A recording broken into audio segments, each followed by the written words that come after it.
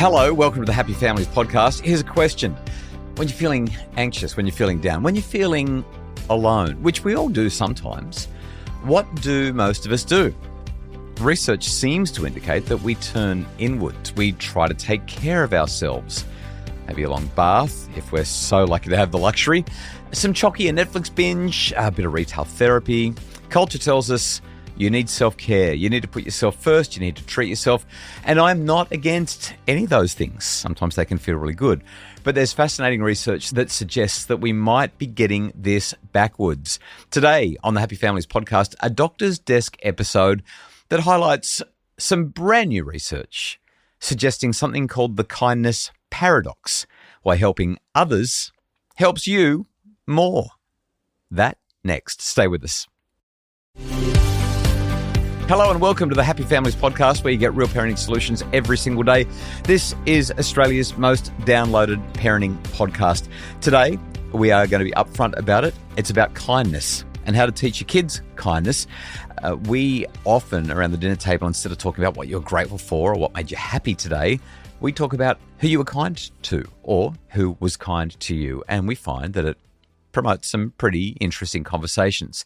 Today, a study published in the journal Emotion, just in the last couple of months, that took 777 people during the COVID-19 pandemic, a time where there was a whole lot of depression and anxiety and loneliness right up high, and split them into three groups to have a look at how we could play around with kindness, happiness, well-being, and mental health challenges. So I give you a really hard time about all the research and stuff. Yes, you do. This is some research I could really back up. Right. I can get behind this one. Why is that? Is it because it resonates with your life, or because it's just so practical that it doesn't feel like it's theory? It actually just feels like real life? No, because I've had so many experiences, being on the receiving end of other people's kindness, being the one giving kindness, and I've had some really powerful shifts in my mental health as a result of choosing kindness for others over kindness for myself over the years. Okay. I've seen it work. So let's not bury the lead. Let's just go straight to the punchline, the upshot of what this study was. Three groups, like I said, 777 people. Group one, do 3 acts of kindness for other people each week. Group two, do 3 acts of kindness for yourself each week. Group 3, they're the control group. Just go about your life. How boring. The control group's never the exciting group. And they were measured on depression, anxiety, and loneliness at baseline, and then 2 weeks later. I can assume, based on my own personal experience, what they found, but what came out of the study? What came out of the study was exactly what you would expect based on your own personal experience. The researchers found that the people who did acts of kindness for others saw significant decreases in all 3: depression down, anxiety down, loneliness down. Let me say that again. Look after other people, and your depressive symptoms, your anxiety symptoms, and your loneliness all drop. People who did acts of kindness for themselves, depression dropped, but anxiety and loneliness stayed the same. I think that's an interesting finding. We'll come back to that in a sec. People who were the control group, nothing changed. Everything was the same as you would expect. But worth highlighting this, helping others reduced anxiety and loneliness and depression. Helping yourself didn't, except for depression. So today, a conversation about why this matters, not just for us, but also for our kids. I'm going back a number of years now, but I remember a time where one of my friends just totally disappeared off the social planet. She was not there. And I finally reached out to her and I said, what's going on? And she said, I'm just in a funk and I don't know what to do. And I don't like people. I don't want to be around them. Yeah.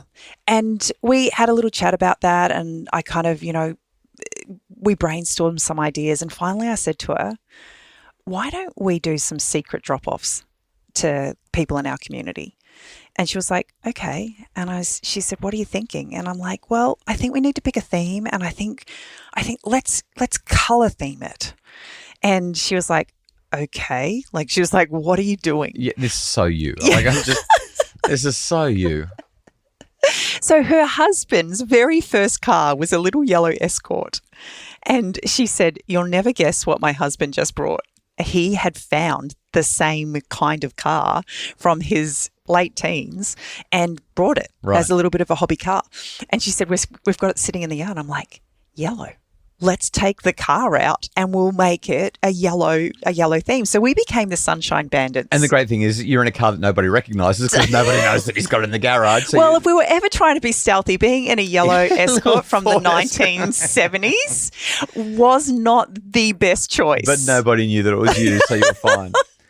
But can I tell you, over the next handful of months, the joy that we experienced as we reconnected as friends. And did all the planning and who are we going to knock on the door of and surprise with goodies? We drove into somebody's driveway one night. Her husband's a policeman. The police car showed up as we were trying to be stealthy in all black, walking up her driveway. So we're now hiding in the bushes with 2 policemen in the driveway. And we had to stay there for about 10 minutes while he went in and got his dinner and came out and left. Another time, we were climbing up the stairs and realised that the front window was open and our friend was literally sitting against the chair at the front window. So now we're down on all fours crawling across her veranda. So you're doing these mystery drops, you're dropping off parcels to everybody. Let me ask you this question about this, and it's so fun even hearing you relive the story. She wasn't feeling great. You've said, let's jump in the little yellow Escort and zoom around over the next couple of months and drop parcels off. With the really crunchy gears. We'll drop things off at people that we love and see if we can bring some sunshine into their lives. Obviously, it felt good. It felt amazing. What would it have been like if you said, hey, over the next couple of months, let's go out once a week and get lunch, or let's go and get a massage? Would it have had the same impact? So, because in essence, I was helping her and we were connecting, I think that going out for lunch would have had a similar impact. But I believe the joy of knowing that our little visit was going to bring other people joy is the biggest gift out of that experience. Yeah, great insight. Connecting with people is important. And if we're struggling to do things with other people, having one person that we can catch up with and just share our hearts with, that's really important. But the real gift is when we recognize that other people are doing it hard too. We have no idea the burdens that people are carrying. And if we can find ways to just spark a little bit of joy in their lives, it actually makes us feel awesome.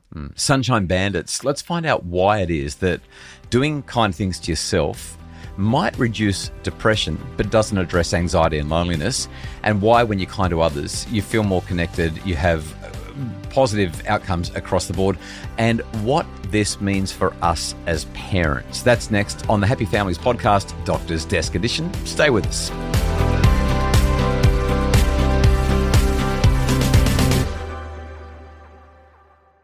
We're back. This is the Happy Families podcast. We are Justin and Kylie Coulson. If you're enjoying the pod and you get something out of it, please share it with your friends, your neighbours.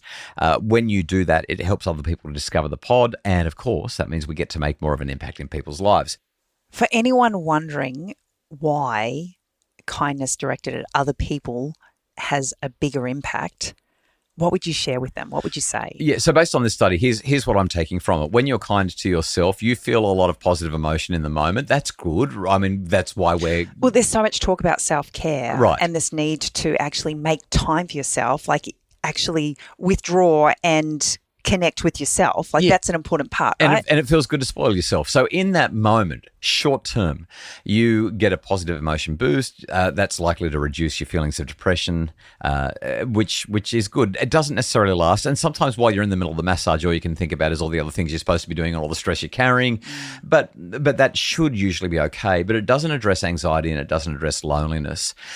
When you're kind to others, it increases your connection to those people. The sense of connection is associated with all those good feelings, but it also decreases anxiety and loneliness. It works through totally different pathways. Self-kindness makes you feel good. Other kindness makes you feel connected. Yeah. So in my experience, the times where I have done things for myself, I felt great in the moment, like you've said. Yeah. But then I've had to re-enter the world. That's right. Come back to the family. And with the whatever kids that looks like, whatever the challenges that I'm experiencing, it's still there at the other end. And that luxurious moment in time that was all just mine has all but gone. Yeah.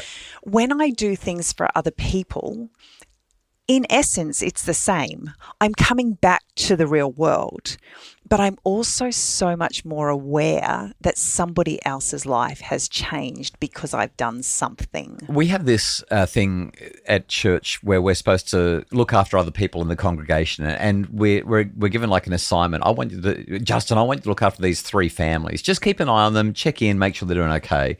And there have been times where I've looked at you and I'm like, I need to go and just visit these 3 families, just check in, just say hello, let them know that I'm thinking of them. And more times than not, I'll have a big sigh and say to you, I don't have time for this. I'm just not in the mood for it. I'm tired. There's so many things to do. My family needs me. And it's a really big sacrifice to go and do it. And yet, because I have that sense of duty, but also because I care about the families, you wave me goodbye and off I go and do it. And what's fascinating to me, and I've been thinking about this for about 15 to 20 years, is every time I go and do it, I come back and feel better about life. I feel better about me. And I come back as a better husband and father. Going out and doing something for other people, creating those connections outside the home actually helps me to come home and appreciate the connections I have inside the home even more. Connection is at the very core of our mental health. It's the very core of our well-being. Connection is the very heart of our relationships in our lives. And what happens when we help others is our brain kind of goes, I'm valuable to my community. I'm connected. I matter. This psychological phenomenon called mattering that I was reading about 20 years ago when I was doing my undergrad. Researchers have found that people who feel like they matter just have better lives, full stop, end of story. Less lonely, less anxiety, less depression, more well-being. So we've only got a minute or so, but we really need to talk about what this means for us as parents. If helping other people matters so much, what are we supposed to do with our kids when it comes to helping? Because kids don't really like helping that much, or do they? So here's the crazy thing though. I think that often when we talk about helping others, we conjure up in our head this massive task that needs to be done in order for it to make a difference in somebody's day. The amount of times I've been with my children and one of them has seen somebody walk past and they've really liked their haircut or they've really liked their dress and literally have just looked at that person and said, oh my gosh, I love that dress. Yep. To see that person's face, like, first of all, it's a little bit like, some random is just, who are you? Some random young person. And what do you want? It's just complimented often. me. Yeah, there's definitely a kind of skeptical beginning. And then when they've realized that they literally are just there to kind of just compliment them, to just see they actually walk away with a bit of a step, like a spring in their step. Of course. It feels so good. And that's the idea though, right? It's like it can be as simple as that. So if it's not a compliment, and it can be, what else would you say would be a really great... It's not honking your horn when somebody does something wrong on the road. Like, it's giving them the benefit of the doubt. Like, honestly. Of course. Imagine what it's like. I'm feeling a bit targeted the way you said that, the way you looked at me when I said that. I wasn't. I wasn't targeting you at all. I'm trying to stay off the horn. I'm trying to be good. Although I did try to educate somebody about bicycle etiquette the other day when I was riding and they wanted to have a word to me. Well, they did nearly kill us. Anyway, yeah. But it's seeing a short person at the shopping centre struggling to get a can off the top shelf and just going and doing it without being asked. So you can say that because you're almost 6 foot tall. Drives me crazy. Yes, it is. It's acts of kindness. So a little cookie drop for the neighbours. Thank you note to the teacher. You've talked a number of times this year about just a little coffee voucher for the teacher, just as a thanks. Calling a grandparent to say good day. Writing a handwritten thank you note to somebody. So we're not saying that self-kindness is bad. The study showed that it does reduce depression and positive feelings are important and taking care of yourself matters. You can give me a massage anytime. But other kindness, especially when you're struggling emotionally, is a well-being booster. And that is something that's worth teaching to your kids to help them to be happier. Here's your challenge for the week. Get the kids to work with you on doing something kind for someone. And if it works, do it again. And again, maybe 3 acts of kindness, maybe 5 acts of kindness, not for themselves, but for other people. And it doesn't have to be big. A tip, if it's too hard for them to do that for their siblings, often they're going to actually have a much easier time doing it for someone outside the house. And then at dinner time, instead of saying what made you happy today or what were you grateful for, which are great questions, or what did you get up to today, just say to them, who'd you help today? Or who helped you? And how did that feel? The research shows your kids are going to feel less anxious, less depressed, less lonely. They're going to feel happier. Because the funny paradox around all of this is the fastest way to feel better about yourself is to help someone else feel better about their life.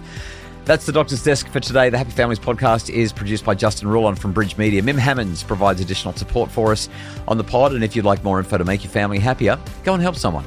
Don't worry about listening to the pod or visiting the website. Just go and help someone. It'll make a difference. Or visit happyfamilies.com.au.